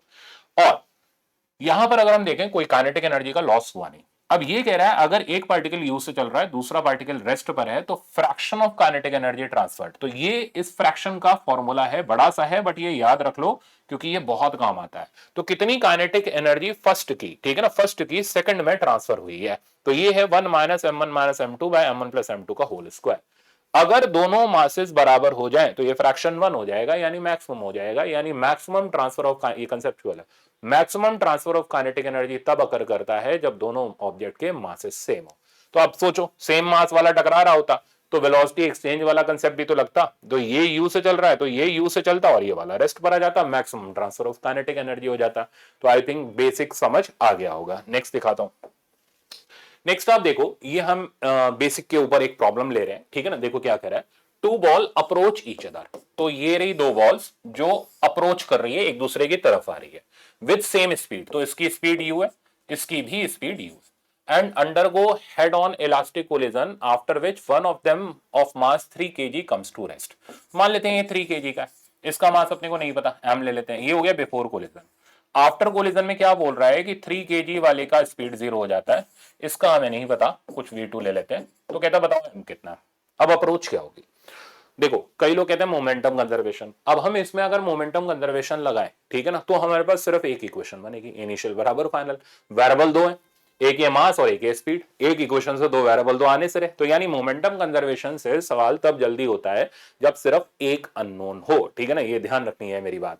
अब तो हम इसमें सवाल सॉल्व कैसे करें, हमने v1 का फॉर्मूला निकाल रखा है और v1 की वैल्यू 0 दे रखी है, तो जो पता है उसको यूज करो, ठीक है ना। तो मैं यहाँ v1 का फॉर्मूला लिख रहा हूं, तो फॉर्मूला जनरल पहले लिख दे रहा हूं ताकि आपको वापस से याद हो जाए, m1 minus m2 into u1 plus twice m2 u2 divided by m1 plus m2। तो जैसे मेरे को याद है वैसे आपको याद होना चाहिए। v1 की वैल्यू हमने 0 डाल दी, ये पूरा सिस्टम 0 में चला गया। अब थोड़ा सा दिमाग लगाओ, इसमें इसका जो साइन आएगा u1 का वो प्लस u, u2 का साइन आ जाएगा माइनस u, यानी साइन कन्वेंशन के साथ चलना है। तो m1 की जगह मेरे पास आ गया 3 minus m into you plus 2m, m हमें नहीं पता, into minus you divided by 3 plus m, ठीक है। और ये मिल मिला करके 0 हो गया, तो ये भी बेचारा 0 में ही चला गया। u भी हटा दो इधर से, तो 3 minus m minus 2m is equals to 0। तो 3 इक्वल्स टू 3m, और यहां से इजिली मेरे पास m का वैल्यू आ गया 1 kg। तो हमने फाइनली इस पार्टिकल का मास निकाल लिया विच इज 1 kg। अब हमें v2 निकालना है, तो अब हमारे पास दो चॉइस है, आइदर बाय यूजिंग फॉर्मूला या बाय यूजिंग मोमेंटम कंजर्वेशन। जो आसान लगे वो लगा लो, मेरे ख्याल से फॉर्मूले से ज्यादा आसान मोमेंटम कंजर्वेशन लगेगा। वैसे पूछा नहीं है इसने, ये मैं अपनी तरफ से कर रहा हूं, तो मोमेंटम कंजर्वेशन लगा लेते हैं। तो 3u minus mu equals to कितना आ गया, वो तो 0 हो गया, और इसका मेरे को नहीं पता m इंटू v2। अब m की वैल्यू डाल देते हैं 1 kg, तो 3u माइनस यू बराबर v2, और v2 की वैल्यू मेरे पास आ गई 2u। यानी कोलिजन के बाद ये वाला जो पार्टिकल है ये कितनी रफ्तार से भागेगा, ये भागेगा हमारा 2u की स्पीड से। तो आई थिंक आपको सारी चीज अच्छे से समझ आ गई होगी और इसमें कोई डाउट नहीं होना चाहिए। नेक्स्ट पर चलते हैं। नेक्स्ट आप देख रहे हो ग्लांसिंग कोलिजन, यानी ऑब्लिक कोलिजन, यानी 2 डायमेंशन का कोलिजन। जब भी हम 2 डायमेंशनल इलास्टिक कोलिजन डिस्कस करते हैं तो यहां पर हमारे पास 3 इक्वेशन होती हैं, 3 हथियार होते हैं। पहला मोमेंटम कंजर्वेशन, एक्स और वाई में सेपरेट। तो देख रहे हो पार्टिकल एक्स एक्सिस पर चल रहा है, अचानक से कोलाइड करा, इस तरीके से भागा, तो हम एक्स का मोमेंटम कंजर्व करेंगे, पी आई एक्स बराबर पी एफ एक्स, ठीक है ना। और इसमें मैक्सिमम टू मैक्सिमम 2 अननोन होते हैं, मैक्सिमम टू मैक्सिमम। तो 2 अननोन होते हैं तो 2 इक्वेशनों से निकल जाएंगे। तो ज्यादातर या तो मोमेंटम कंजर्वेशन या काइनेटिक एनर्जी कंजर्वेशन से प्रॉब्लम धड़ाम हो जाता है। मेरा रखा हुआ है तो दिखाऊंगा आपको। तो p i x equals to p f x, तो m1 u1 एक्स एक्सिस का मोमेंटम कंजर्व कराते हैं, m2 u2 बराबर m1 v1 cos theta 1 plus m2 v2 cos theta 2। ये मैं सवाल नहीं सॉल्व कर रहा, ये मैं आपको इक्वेशंस बता रहा हूं कैसे लिखेंगे। दूसरा, हम लोग मोमेंटम कंजर्वेशन y के अलोंग लगाते हैं, ठीक है ना। तो ये हो गया 2 डायमेंशन में मोमेंटम कंजर्वेशन। इसका मोमेंटम हो गया 0, और इधर का देखोगे तो m1 v1 साइन थीटा 1, और इसका देखोगे तो minus m2 v2 sine theta 2। ये बन गई दूसरी इक्वेशन, सही है। तीसरी इक्वेशन बनती है क्योंकि कोलिजन परफेक्टली इलास्टिक है तो काइनेटिक एनर्जी कंजर्व होती है। तो इनिशियल काइनेटिक एनर्जी बराबर फाइनल, ये इसके कंसेप्ट हो गए। तो काइनेटिक एनर्जी में कोई कंपोनेंट की जरूरत नहीं होती, सिर्फ स्पीड डालनी होती है, हाफ m2 u2 स्क्वायर बराबर half m1 v1 square plus half m2 v2 square. तो ये हो गए कंसेप्ट के नाम पे हमारे 3 इक्वेशन, जिनसे हमारा परफेक्टली इलास्टिक कोलिजन इन 2 डायमेंशन खत्म हो जाता है। एक स्पेशल केस, ये स्पेशल केस पर 90% प्रॉब्लम्स होते हैं। कह रहा है एक मास है m, u स्पीड से चल रहा था, दूसरे सेम मास से जो कि रेस्ट पर था, शब्द ध्यान से सुनना है, रेस्ट पर होना चाहिए, मास सेम होना चाहिए, जाके टकराता है और एक इधर गया एक उधर गया बस सुन लो, इधर गया उधर गया, तो इन दोनों के बीच का जो एंगल निकलता है ये 90 डिग्री निकलता है। मतलब अगर एक थीटा पे गया तो दूसरा 90 माइनस थीटा पे गया, तो नंबर ऑफ वेरिएबल कम हो गए। अब ये जो थीटा 1 थीटा 2 थे, ये बस खाली थीटा ही बचा है, यानी नंबर ऑफ वेरिएबल हमारे पास सिर्फ और सिर्फ एंगल के टर्म में एक है। अब मान लो अगर ये दे दिया तो ये गायब कर देगा, ये दे दिया तो ये गायब कर देगा, यानी 2 अननोन छोड़ेगा। तो जिसको आप मोमेंटम कंजर्वेशन या energy conservation, kinetic energy conservation से उड़ा के रख सकते हो। इस पे सवाल दिखाता हूं। तो देखो ये रहा प्रॉब्लम, कह रहा बिलियर्ड बॉल, और कंसेप्ट ध्यान रखना है, ये सिर्फ 90 डिग्री वाला तब होल्ड करता है जब दोनों के मासेस सेम हो, एक चल रहा हो और एक रेस्ट पर हो, ये पॉइंट ध्यान रखना है। पढ़ो, a billiard ball moving at speed 2 metre per second, it strikes identical ball initially at rest। अभी तक सारी चीजें सेटिस्फाई कर रही हैं हमारी कंडीशन को। तो m मास का ले लेते हैं, इसकी स्पीड ले लेते हैं 2 मीटर पर सेकंड, जाकर के टकराई दूसरी m मास से जो कि रेस्ट पर था आगे, तो एक इधर गया और एक इधर गया। अगर यही कोलिजन हेड ऑन होता, हेड ऑन मतलब आमने सामने टकराते, तो वेलोसिटी एक्सचेंज से सवाल पहले ही, मतलब छूने से पहले ही खत्म हो जाता। अब ये आगे बोल रहा है after the collision one ball is found to move at an speed this at 60 degree. तो एक बॉल इधर जा रही है 1 मीटर पर सेकंड से 60 डिग्री के एंगल पर, देखो एंगल दे दिया, तो दूसरा हमें पता है 30 डिग्री होगा, यानी एंगल का लफड़ा ही गायब। तो सिर्फ और सिर्फ v2 निकालना है, ठीक है ना। Velocity of the other ball shall भी बताओ, एक अननोन पे सवाल बना तो क्या ही सवाल बना। अब इस वेलोसिटी के लिए हमारे पास तो 3 है इसमें, या तो x का मोमेंटम या y का मोमेंटम या काइनेटिक एनर्जी। अब क्या करें, मतलब जहां इतनी सारी चॉइसेस है वहां इंसान कंफ्यूज करें क्या, ठीक है ना। कुछ लगा लो यार, काइनेटिक एनर्जी से v2 निकल जाएगा, y के मोमेंटम कंजर्वेशन से निकल जाएगा, x से निकल जाएगा। अब हम प्रायोरिटी सेट करेंगे, किसको करें। देखो x के अलोंग इन सबको लेना पड़ेगा, छोड़ो y के अलोंग सिर्फ इन दोनों में काम चल जाएगा, काइनेटिक में सबको लेना पड़ेगा, यानी y का मोमेंटम कंजर्वेशन सस्ता सुंदर टिकाऊ रास्ता है। तो पी आई वाई बराबर पी एस वाई, इससे हमारा आंसर जल्दी आ जाएगा। ये 0 हो गया, इसका y का मोमेंटम हो गया m into 1 into sine 60, directly लिख रहा हूं, minus m into v2 into sine 30, sine 30 भी डायरेक्ट लिख रहा हूं हाफ। आमने सामने लाओ और v2 का वैल्यू ले लो, ये v2 आ गया √3। लो भाई सेकंड से पहले सवाल खत्म। तो यानी दूसरा पार्टिकल √3 से जा रहा है और 30 डिग्री के एंगल पर जा रहा है। तो इसका राइट आंसर हमारे पास हो गया √3 और 30 डिग्री, यानी ए वाला ऑप्शन। तो मेरे ख्याल से मजेदार तरीके से आपको समझ आ गया होगा परफेक्टली इलास्टिक कोलिजन का ऑब्लिक वाला केस। नेक्स्ट, अब परफेक्टली इनइलास्टिक पे आते हैं। इसमें कई स्पेशल केसेस बनते हैं। परफेक्टली इनइलास्टिक में क्या होता है, डिफॉर्मेशन होता है मैक्सिमम होता है और कोई भी रिफॉर्मेशन नहीं होता। तो इस दौरान क्या होता है, maximum loss in kinetic energy होता है, ठीक है ना। पोटेंशियल एनर्जी, अब पोटेंशियल तो नहीं बोलूंगा क्योंकि बॉडी इनइलास्टिक है, ठीक है ना। तो ये क्या होती है, पूरी तरीके से डिफॉर्म हो जाती है और फाइनली दोनों सेम स्पीड से चलते हैं, सेम वेलोसिटी से चलते हैं, ये भी बोल सकते हो, चिपक जाते हैं और एक साथ चलते हैं, ये भी बोल सकते हो, ठीक है ना। तो मैक्सिमम डिफॉर्मेशन इसमें अकर करता है, maximum loss of kinetic energy इसमें अकर करता है। तो फॉर्मूले क्या होते हैं, तो फॉर्मूले हमारे पास आते हैं, एक तो मोमेंटम कंजर्वेशन का, दूसरा कोफिशिएंट ऑफ रेस्टिट्यूशन, क्योंकि इसमें सेपरेशन हो ही नहीं रहा, कोफिशिएंट ऑफ रेस्टिट्यूशन 0 हो जाता है। काइनेटिक एनर्जी कंजर्वेशन नहीं लगा सकते, यानी सिर्फ और सिर्फ एक ही हथियार है, मोमेंटम कंजर्वेशन, जिससे सवाल को छूमंतर करना है। तो आपने मोमेंटम कंजर्वेशन लगाया और एक ही अननोन है, v को आपने उठा के बाहर कर दिया। लॉस इन काइनेटिक एनर्जी का स्टैंडर्ड फॉर्मूला है, याद रखो इसको। बट ये फॉर्मूला सिर्फ 1 डायमेंशन कोलिजन के लिए, ऑब्लिक में नहीं लगता। वहां loss in kinetic energy procedure से निकालनी पड़ती है, इनिशियल माइनस फाइनल करके। तो ये ध्यान रखना है, अगर ये गड़बड़ करके सवाल सही नहीं होगा। तो लॉस इन काइनेटिक एनर्जी हो गया। अब इस पे स्पेशल केसेस आते हैं, मैंने पहले भी कराए हुए हैं, फिर से रिवाइज करा रहा हूं। बैलिस्टिक पेंडुलम, बुलेट की स्पीड नापने वाला पेंडुलम। तो बुलेट आई, इसमें अटक गई और ये सिस्टम h हाइट तक राइज किया। अगर अटक गई तो कोलिजन परफेक्टली इनइलास्टिक है, और अगर निकल गई तो जनरल इनइलास्टिक है। कुल मिला के दोनों में ही मोमेंटम तो कंजर्व है, तो हमने मोमेंटम कंजर्व कराया mv0, ठीक है ना, इसका 0 हो गया m plus m into v, तो ये हो गया मोमेंटम कंजर्वेशन।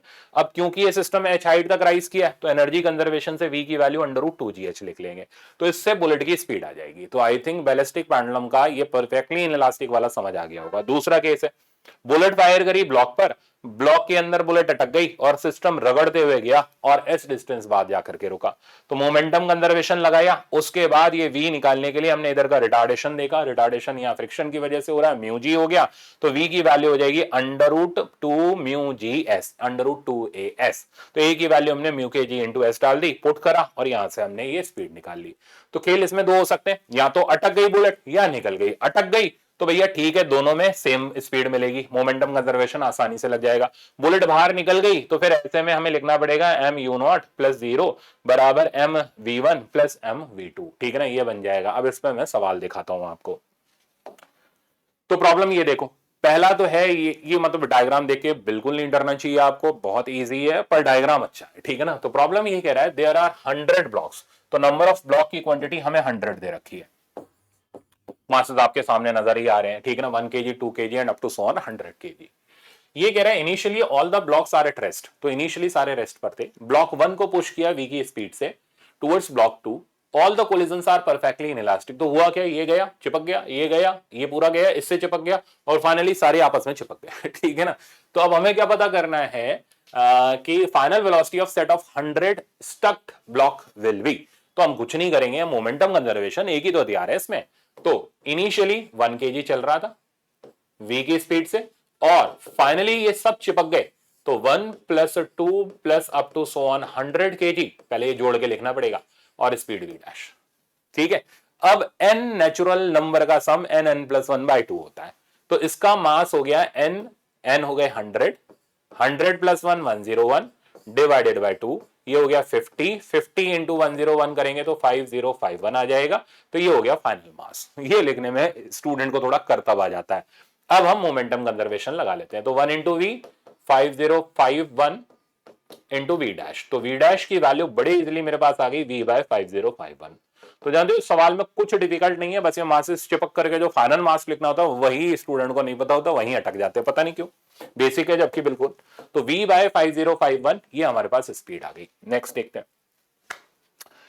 अब ये कह रहा है बुलेट ऑफ मास, अब ये आ गया हमारा बैलिस्टिक पेंडुलम का केस, 0.01 kg। तो हमें बुलेट का मास दे रखा है, ये रही बुलेट, ठीक है ना, बुलेट का मास दे रखा है 0.01 kg। आगे, and travelling at a speed 500, हमें बुलेट की स्पीड भी दे रखी है, बड़ी मजेदार बात है, 500 मीटर पर सेकंड इसकी स्पीड भी दे रखी है। आगे, strikes a block of 2 kg which is suspended by string of length 5 metre. तो स्ट्रिंग की लेंथ हमें दे रखी है 5 मीटर और यहां पर एक ब्लॉक सस्पेंडेड है जिसका मास हमें दे रखा है 2 kg, इससे जाकर के टकराती है। अब ये देखना पड़ेगा अटक गई या निकल गई।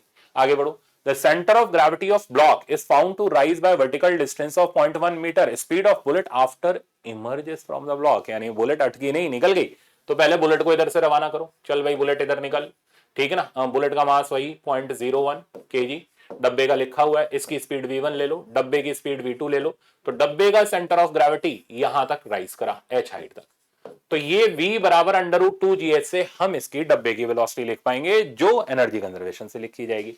अब सबसे पहले v2 लिख लो, तो ये हाइट आपको और कुछ नहीं, ये v2 निकालने के लिए दे रखी होती है। ये v2 पूरे सिस्टम की भी स्पीड हो सकती है और खाली ब्लॉक की भी स्पीड हो सकती है, डिपेंड करता है बुलेट अटकी या निकल गई।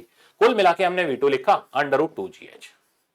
h कितना है, h हमें दे रखा है क्वेश्चन के अंदर 0.1, तो ये आ जाएगा √2, तो √2 मीटर पर सेकंड इस डब्बे की वेलोसिटी होगी। अब हम मोमेंटम कंजर्वेशन लगा देंगे, तो इनिशियल मोमेंटम हो गया 0.01 इंटू 500, फाइनल मोमेंटम हो गया 2 इंटू √2 प्लस 0.01 इंटू v1, हमें ये v1 निकालना है। तो ये बचा हमारे पास 5, तो 5 माइनस 2 √2 को 1.4 ले लेते हैं, तो ये 2.8 बन जाएगा, बराबर 0.01 इंटू v1। 5 माइनस 2.8 करेंगे तो तकरीबन 2.2 बचेगा, तो 2.2 बाय 0.01 इक्वल्स टू v1, तो v1 का वैल्यू मेरे पास आ गया 220 मीटर पर सेकंड। तो बुलेट की जो स्पीड है इमर्ज होने के बाद वो हमारे पास आ रही है 220 मीटर पर सेकंड। तो इसका राइट आंसर अब आप ढूंढ लो, राइट आंसर हो गया हमारा बी वाला। मजेदार था, सारी चीजें A to Z अब आपकी क्लियर हो गई। नेक्स्ट देखते हैं, इसलिए कंसेप्ट ओरिएंटेड प्रॉब्लम बड़े जरूरी है। कह रहा है block of mass m is moving on a smooth horizontal surface with constant speed u। तो अब ब्लॉक जो है वो मूव कर रहा है, बुलेट बुलेट का कोई रोल नहीं है। Block of mass m is moving on a smooth horizontal surface with constant speed u। आगे, bullet are fired horizontally against the block to reduce the speed. तो कहता बुलेट इस पे फायर करी जा रही है हॉरिजॉन्टली इस तरीके से, ताकि इसकी स्पीड कम हो जाए। ठीक है ना, ये खेल उल्टा चल रहा है, वही बैलिस्टिक जैसा, बट यहां ब्लॉक की स्पीड कम कर रहा है, कोई फ्रिक्शन का नामो निशान नहीं है। आगे, reduce to the half of the initial value, bullets gets embedded in the block, यानी परफेक्टली इन इलास्टिक कोलिजन है। तो बिफोर का डायग्राम ये है, हमें क्या पता करना है, number of bullet required, bullet का मास m है और बुलेट की स्पीड भी हमें u दे रखी है। मान लेते हैं n बुलेट्स फायर करेंगे और जाकर के इसके अंदर अटक गई, तो टोटल मास जो अब हमारे पास बचा m प्लस इन बुलेट्स का मास यानी nm, समझ गए। और जो फाइनल, अरे बन जा भाई m, और फाइनल स्पीड बची वो इनिशियल की आधी होगी। अब क्या करेंगे, मोमेंटम कंजर्वेशन, एक ही चीज, तो mu माइनस n mu सब बुलेट का मोमेंटम बराबर m plus nm times u by 2। M क्या है, एम है n की वैल्यू निकालना, फिलहाल तो पहले u को चलता करो। तो m equals to nm plus m by 2 plus nm by 2, simplify कर लो, कोई सिली मिस्टेक नहीं होनी चाहिए। इसको इधर भेजा, m बाई 2 बराबर 3nm बाई 2, 2 कटा, यहां से हमारे पास n की वैल्यू आ गई कैपिटल M बाई 3m। तो ये नंबर ऑफ बुलेट की वैल्यू आ रही है। ऑप्शन देखते हैं, m बाई 3m के हिसाब से हमारा राइट आंसर हो गया इसमें फर्स्ट वाला। एक एक चीज मैंने कवर कर दी, एक एक पे कंसेप्ट ओरिएंटेड प्रॉब्लम आपको करा दिया, अब कहीं कोई डाउट की गुंजाइश नहीं होनी चाहिए। नेक्स्ट देखो, ये भी बाकी था, ठीक है ना, मैक्सिमम इलोंगेशन कंप्रेशन। अब ये दो स्प्रिंग चल रहे हैं, दो स्प्रिंग नहीं, दो मासेस चल रहे हैं। स्प्रिंग इनिशियली रिलैक्स था, एक की स्पीड ज्यादा थी, एक की स्पीड कम थी। ठीक है ना, मान लो ये ज्यादा है तो ये क्या करेगा, कंप्रेस करेगा, और मान लो ये ज्यादा है तो ये एलोंगेट करेगा। जब मैक्सिमम कंप्रेशन आएगा तो वो तब आता है जब रिलेटिव वेलोसिटी जीरो हो जाती है, यानी दोनों की स्पीड सेम हो जाती है। तो इस इंस्टेंट पर मैक्सिमम कंप्रेशन, और ये बिल्कुल परफेक्टली इनइलास्टिक जैसा है। जो काइनेटिक एनर्जी लॉस हुई वो लॉस नहीं हुई, वो गेन हो गई in the form of spring की पोटेंशियल एनर्जी। तो हिडन कंसेप्ट यही होता है, लॉस इन काइनेटिक एनर्जी बराबर गेन इन पोटेंशियल एनर्जी लगाए, ये फॉर्मूला लगा के हम इलोंगेशन या कंप्रेशन की वैल्यू निकाल सकते हैं। सिंगल स्टेप का प्रोसीजर होता है, ठीक है ना। सवाल दिखाता हूं, और कॉमन स्पीड निकालनी है या मैक्सिमम कंप्रेशन इलोंगेशन के वक्त स्पीड निकालनी है, मोमेंटम कंजर्वेशन, ठीक है ना। तो वो लगाया और ये स्पीड निकाल ली। अब आप ये सवाल देखो, कह रहा है two blocks a and b of masses m to m, तो मासेस दे रखे हैं m और 2m। ये 2v0 से चल रहा है, ये v0 से चल रहा है, स्प्रिंग कांस्टेंट की है, इनिशियल दूरी l थी। आगे आगे बोल रहा है spring is initially at natural length l, a is given velocity v0, b is given 2v0। करना क्या है, minimum separation between m and 2m। ये लैंग्वेज थोड़ी सी ट्विस्टेड है, मैक्सिमम कंप्रेशन नहीं पूछ रहा हो गया, हाँ थोड़ा एक बार दिमाग में सोचने दो। मैक्सिमम कंप्रेशन नहीं पूछ रहा, मिनिमम सेपरेशन पूछ रहा। आपको होगा मतलब क्या है, तो मतलब ये है कि बेवकूफ नहीं बनना ठीक है ना, आपको इसमें बेवकूफ नहीं बनना। ये थी रिलैक्स्ड स्टेट में, जब मैक्सिमम कंप्रेशन आएगा, ये आ गया मैक्सिमम कंप्रेशन, ठीक है ना। चलो ऐसे ही दिखाता हूं, मैक्सिमम कंप्रेशन आ गया, ये हुआ मैक्सिमम कंप्रेशन। कितना कंप्रेशन, x। वो ये कह रहा है मैक्सिमम कंप्रेशन मत बताओ, इनके बीच का मिनिमम सेपरेशन बताओ, यानी ये बताओ, ये हुआ l माइनस एक्स। आपको हाँ पल्ले बड़ा, तो ये गड़बड़ हो जाता है, ठीक है ना। इसलिए क्वेश्चन बड़े केयरफुली पढ़ना है। स्टूडेंट ये दे के आता है निकाल के, और आंसर में ये पूछा जाता है, यहां होती है सिली मिस्टेक, तो वो कंट्रोल करनी है।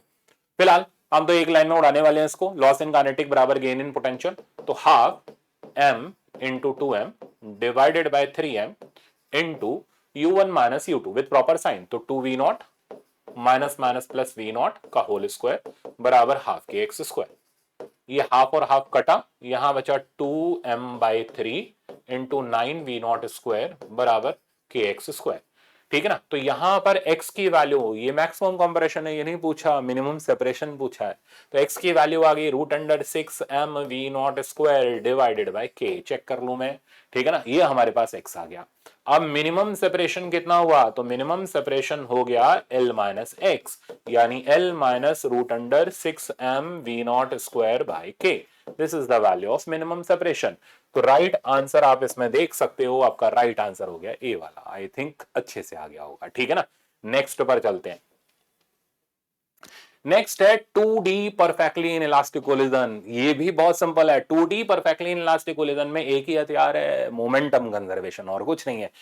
ये ध्यान रखना है, लॉस इन काइनेटिक एनर्जी फॉर्मूले से नहीं आती, पूरे प्रोसीजर से आती है कि आई माइनस की एफ करने से ऐसे आती है। वो फॉर्मूला यहां वैलिड नहीं होता, वो सिर्फ वैलिड होता है वन डायमेंशन कोलिजन में। ये पॉइंट ध्यान रखना है। अब इस पे बेस धमाकेदार सवाल। तो सवाल ये रहा, two object of same mass with same initial speed. तो ये कह रहा m, ये चला भाई u से, moving in horizontal plane collide and move away together at half their initial speed, angle between the initial velocity of the object। तो यानी एंगल लेना है, ये ले लिए हमने, ठीक है ना। तो m इधर, और ये इनका, क्योंकि दोनों की स्पीड हमें सेम दे रखी है, इनका बाइसेक्टर ले लिया। तो अब ये कंबाइंड मास 2m इधर जा रहा है इनिशियल स्पीड के आधे से, तो ये बता दो ये दोनों के बीच का ये टोटल एंगल कितना था, ऐसे करके सवाल है। तो मोमेंटम कंजर्वेशन, तो अब आप इसके कंपोनेंट करोगे तो एक्स एक्सिस पर मोमेंटम कंजर्वेशन आएगा, वाई वाला तो कैंसिल आउट हो जाएगा। तो 2mu cos थीटा बराबर 2mu/2। बस यहीं से सवाल धड़ाम से खत्म। ये यहां से कैंसिल, cos थीटा की वैल्यू आ गई हाफ, थीटा की वैल्यू आ गई 60। आंसर 60 नहीं है भाई, आंसर दोनों की वेलोसिटी के बीच का एंगल था, वो 120 हो गया, ठीक है ना। तो टोटल एंगल ये आंसर में देना है। तो टोटल एंगल की वैल्यू हमारे पास होगी 2 थीटा, दैट मींस 120। और मान लो अगर वो कहते लॉस इन काइनेटिक बताओ, फॉर्मूला नहीं इस्तेमाल करना लॉस इन काइनेटिक के लिए, ठीक है ना। कितना काइनेटिक एनर्जी लॉस हुआ, इनिशियल माइनस फाइनल करेंगे। इनिशियल हो गया ट्वाइस ऑफ हाफ mu², थोड़ा सा डायरेक्ट लिखा मैंने, दोनों की सेम है ना। फाइनल हो गया half of 2m into u²/4। अब इसको सिंप्लीफाई करेंगे, ये यहां से उड़ा दो ये यहां से उड़ा दो, तो mu² माइनस mu²/4, तो 3/4 mu²। This is the value of loss in kinetic energy. एक एक चीज मैंने आपको डिटेल से दे दी, ठीक है ना। नेक्स्ट पर चलते हैं। अब आ गया जनरल कोलिजन, इन इलास्टिक कोलिजन। इसके अंदर हमारा बाउंसिंग ऑफ बॉल का भी कंसेप्ट आएगा। अब जनरल कोलिजन में क्या होता है, ठीक है ना। देखो वन डायमेंशन का है, तो ना इसमें काइनेटिक एनर्जी कंजर्व होती है, ना कोफिशिएंट ऑफ रेस्टिट्यूशन 0 और 1 होता है, कोई एक बीच में कुछ वैल्यू होती है। तो रेस्टिट्यूशन होता है सेपरेशन बाय अप्रोच। सबसे सस्ता सुंदर टिकाऊ तरीका, ये स्पीड आती है इनको सॉल्व करके, ठीक है ना। इस स्पीड के फॉर्मूले को याद रखना होता है। तो ये बेसिकली आप देख सकते हो, याद होना चाहिए इस टाइम पे, मेरे को तो याद है। लॉस इन काइनेटिक एनर्जी निकालने का फॉर्मूला मॉडिफाई हो जाता है, हाफ m1m2/m1+m2 u1 - u2 का स्क्वायर टाइम्स 1 - e²। ई को बोलते हैं कोफिशिएंट ऑफ रेस्टिट्यूशन। तो जब तक ई नहीं पता तब तक हम इसमें काम नहीं कर पाते। अब या तो सवाल में ई पूछा जाता है या दिया होता है, तो इस तरीके से v1 v2 पूछ ले जाते हैं। प्रॉब्लम है, मैं दिखा दूंगा आपको। नेक्स्ट आप देख रहे हो रिबाउंडिंग, ठीक है ना। रिबाउंडिंग में क्या हुआ, ऑब्जेक्ट धरती पर गिरा, तो क्या होता है, अर्थ से लगने वाला जो नॉर्मल रिएक्शन होता है वो इंपल्स का काम करता है, और वो इस डायरेक्शन की वेलोसिटी को चेंज करता है, और ये वेलोसिटी ई टाइम्स कर देता है। तो हर बार टकराने पर वेलोसिटी पुरानी वेलोसिटी की ई टाइम्स होती है। तो पहली बार ई टाइम्स हो जाएगी, फिर अगली बार फिर ई मल्टीप्लाई होगा, ई² हो जाएगी, फिर अगली बार ई क्यूब, तो nth बार में e⁻n। अब ये जो हाइट आप देख रहे हो स्टैंडर्ड रिजल्ट्स हैं, तो ये हाइट हम देखें तो हाइट वेलोसिटी स्क्वायर के प्रोपोर्शनल होती है। तो इसलिए हाइट जो आ जाएगी पहली बार में ई स्क्वायर में चलेगी, अगली बार में e⁴h0, अगली बार में e की पावर अपना आ जाएगा 6 and up to so on. तो मान लो अगर वो कहता है टोटल डिस्टेंस बताओ जब तक ये टकराता, पहले तो कब तक टकराएगा, इनफाइनाइट टाइम्स। तो टोटल निकालेंगे तो वो आ जाएगा h0 + 2h0, ठीक है ना। फिर सॉरी 2e²h0, फिर आ जाएगा 2e की power 4h0 and up to so on. ये पूरी जीपी बनेगी सॉल्व करके। ये फॉर्मूला आता है जो हर स्टूडेंट को याद होता है। टोटल टाइम के लिए भी सिमिलरली ये टाइम √2h/g है, तो ऐसे करके हम टोटल टाइम निकालते हैं इनफाइनाइट कोलिजन का। ये स्टैंडर्ड फॉर्मूला है, ये रखने याद ताकि आने पर आप जवाब दे सको। अब अगर ऑब्लिक कोलिजन है तो ऐसे में मान लो थीटा पर आया अल्फा पर गया, तो करना क्या होता है, तुरंत स्पीड के कंपोनेंट करें। जो नॉर्मल डायरेक्शन है जिस तरफ इंपल्स लग रहा है उधर की स्पीड को ई टाइम्स कर दिया, बाकी सब एज इट इज। अब मान लो आपको ये एंगल निकालना है, ये एंगल वर्टिकल से दे रखा है अल्फा, तो अगर आपको ये एंगल निकालना है, ठीक है ना, वर्टिकल का एंगल आपको अल्फा निकालना है, ये इस तरीके से हमने ट्रायंगल बना लिया। ये वेलोसिटी हो गई u sin थीटा, ये वेलोसिटी हो गई e u cos थीटा, और ये एंगल हो गया अल्फा। तो tan अल्फा की वैल्यू आ गई tan थीटा डिवाइडेड बाय ई। ये भी डायरेक्ट पूछ लिया जाता है, ठीक है ना। तो आई थिंक अब आपको मैंने ऑब्लिक भी बता दिया, रिबाउंडिंग वर्टिकल भी बता दी, आराम से सवाल लगा सकते हैं। सवाल देखते हैं। तो ये कह रहा है, पहला सवाल कह रहा है, पढ़ो। As shown in the figure, block A collides head on with another block B at rest. तो ये चल रहा है, ये रेस्ट पर है, डायग्राम में लिख लेता हूं, मान लो U से चल रहा है और इसका U2 0 है, ये U1 है। आगे mass of B is twice that mass of A, इतना हमें दिख रहा है डायग्राम में।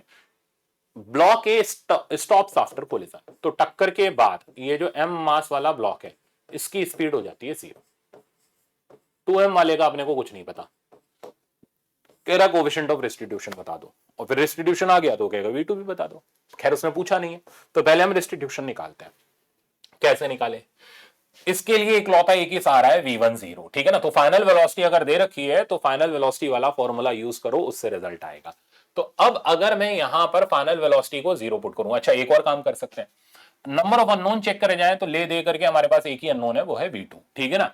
तो हम क्या कर सकते हैं, मोमेंटम कंजर्वेशन लगा के V2 निकाल सकते हैं। तो मैं आपको दो रास्ते दिखाता हूं, एक तो V1 का formula method m1 minus E m2 times u1 plus 1 plus E m2 u2 divided by m1 plus m2, ठीक है ना। इसको हम डालेंगे 0, तो ये तो निकल के 0 में चला जाएगा, ये वाला पार्ट भी 0 हो जाएगा क्योंकि दूसरा पार्टिकल रेस्ट पर है। तो m1 माइनस ई m2 टाइम्स u1 0 हो जाएगा। इधर से हमें पता चला m1 बराबर ई m2, और यहां से e की वैल्यू आ गई m1 बाय m2, और इसको पुट करें तो ये हाफ आ जाएगा। एक तरीका तो ये हो गया, फॉर्मूला मेथड इसको हम बोलेंगे। दूसरा कंसेप्ट, मोमेंटम कंजर्वेशन लगाते हैं, तो पी बराबर पी एफ। भाई फाइनल की एक वेलोसिटी दे रखी है, मोमेंटम कंजर्वेशन से V2 आ जाएगा। फिर आगे बताता हूं, तो इनिशियल मोमेंटम हो गया mu प्लस 0 बराबर इसका हो गया 0 और इसका हो गया 2mv2। तो V2 आप देखो, V2 की वैल्यू आ गई हमारे पास u/2, सही है। अब हम कोफिशिएंट ऑफ रेस्टिट्यूशन का कंसेप्ट ही लगा लेते हैं। कोफिशिएंट ऑफ रेस्टिट्यूशन होता है relative velocity of separation, V2 minus V1 by approach U1 minus U2। Put कर दो, V2 हो गया u/2 माइनस 0, अप्रोच हो गया u माइनस 0, आंसर आ गया हाफ। दोनों से ही हमारे पास आंसर आ गया, यहां डायरेक्ट फॉर्मूला रट करके आया या कंसेप्ट अप्लाई करके आया। तो आई थिंक आपको दोनों मेथड मैंने दे दिए, अब आप कुछ भी कर सकते हो सवाल में अगर आपके कंसेप्ट क्लियर है तो राइट आंसर हो गया 0.5। नेक्स्ट पर चलते हैं। ओके, अब आप देख रहे हो टू डायमेंशन का कोलिजन, इसमें ये कह रहा है, देखते हैं क्या कंसेप्ट लगेगा। ये कह रहा है a particle of mass m0, तो हमें एक m0 मास का पार्टिकल दे रखा है, travelling with speed v0, strikes a stationary particle, stationary है, मास 2 m0 है, इसका जो u2 है वो 0 दे रखा है। आगे देखते हैं, as a result particle of mass m0 is deflected through 45। तो ये जो m0 वाला था ये निकल लिया इधर, कितने एंगल पर, 45 पर। अच्छा, कितनी स्पीड से, v0 by root 2, right. The speed of the particle of mass 2 m0 after collision, 2 m0 की स्पीड बताओ।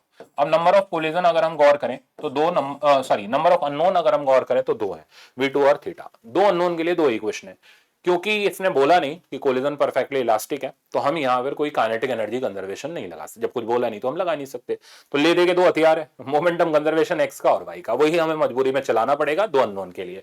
तो पहले एक्स का लगा लो या पहले वाई का लगा लो, चॉइस आपकी है। एक्स का अगर मोमेंटम कंजर्वेशन लगाऊं तो m0 v0 plus 0 equals to m0 v0 by root 2 cos 45। cos 45 मैं डायरेक्ट पुट कर रहा हूं 1 by root 2 plus 2m v0 sorry 2m v2 cos theta.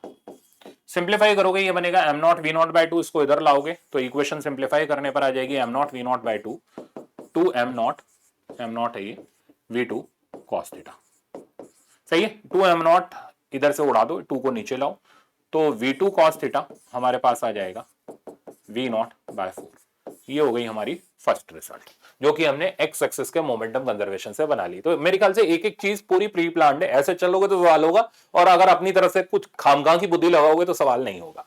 तो एक्स का मोमेंटम कंजर्वेशन लग गया, वाई का मोमेंटम कंजर्वेशन लगाते हैं। अब वाई में इधर तो कुछ है नहीं, देखो इनका डायरेक्ट आपस में बराबर लपेटो, तो m0 v0 by root 2 sin 45 is again 1 by root 2 equals to 2 m0 v2 sin theta। तो अगेन यहां से आप देखो ये 1 by 2 बचा, 2 इसके साथ होकर के 1 by 4 हो गया, यहां से v2 sin theta is also v0 by 4। ये बन गई हमारी सेकंड इक्वेशन। अब हमने cos थीटा भी निकाल लिया, sin थीटा भी निकाल लिया, अब हमें दो अननोन निकालने हैं, थीटा और v2, तो स्क्वायरिंग एडिंग कर लो, तो नेट स्पीड v2 हो जाएगी root under vx square plus vy square, और क्या ही है, तो v0 बाय 4 का whole square plus v0 bye 4 का होल स्क्वायर। तो ये आ गया हमारा v0 बाय 4 टाइम्स √2 यानी v0 बाय 2√2। तो स्पीड तो हमने खत्म कर दी। एंगल निकालना है, डिवाइड मार लो। तो tan थीटा की वैल्यू हमारे पास आ गई 1 के बराबर, थीटा की वैल्यू हमारे पास आ गई 45 डिग्री के बराबर, यानी दूसरा ऑब्जेक्ट भी 45 डिग्री के एंगल पर गया। खैर उसने पूछा नहीं था, उसने स्पीड पूछी थी, मैंने आपको दोनों चीजें बता दी। तो एक एक चीज अब आपकी क्लियर है। चलते हैं हम लोग नेक्स्ट एग्जाम्पल पर। हाँ देखो आ गया ना, अब रीबाउंडिंग का केस आ गया। ये कह रहा है a ball is dropped from height h, तो हमने एक h हाइट से एक बॉल को ड्रॉप कर दिया, ये रही ball, u equals to 0 on a floor, coefficient of restitution is e, total distance covered by ball the just before second hit. तो ये नहीं इनफाइनाइट नहीं पूछ रहा, कैसे सेकंड हिट से पहले। तो यहां पर बॉल गिरी, मान लो v0 से गिरी, v0 की स्पीड हो जाएगी √2gh। बॉल उछली, ये मैं पूरा डिटेल दे रहा हूं आपको, कितने से उछली, e v0 से उछली। अगर h हाइट से गिर रही है तो कितनी हाइट पर जाएगी, e स्क्वायर h पर जाएगी। ये फर्स्ट कोलिजन था, ये सेकंड है, तो यहां सेकंड से जस्ट पहले तक का हमें डिस्टेंस बताना है। तो नाप लो h प्लस ई स्क्वायर h, ठीक है ना। तो टोटल डिस्टेंस हमारे पास आ गया कितना, h प्लस ई स्क्वायर h प्लस ई स्क्वायर h, जाना और आना एक खाली नहीं, यही नाप के बैठ गए, ठीक है ना। तो ये तो हमारा डिस्प्लेसमेंट हो गया, तो टोटल डिस्टेंस हो गया ट्वाइस ई स्क्वायर h इधर का, तो plus twice E square h, answer h common 1 plus 2 E square.